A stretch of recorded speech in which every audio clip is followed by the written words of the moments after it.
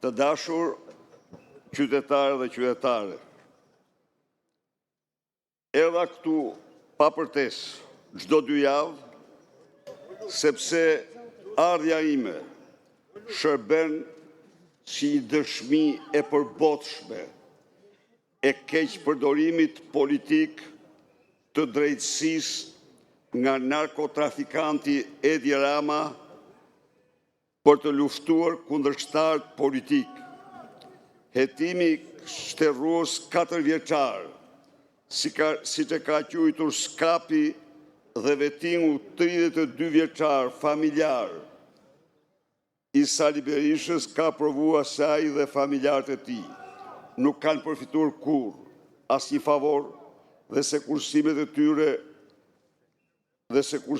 tyre janë në përputhje me ligjit e vendit, përbëjnë gjithsejt në 54 vite 100.000 euro dhe 40 metër katror një apartament më të madh se ai që kishte në diktaturë.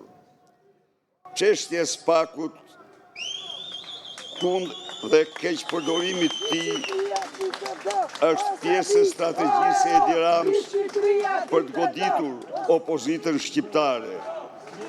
Është projekti i tij makabër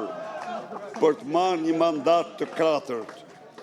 Çështja nisi me denoncimin politik pa asnjë fakt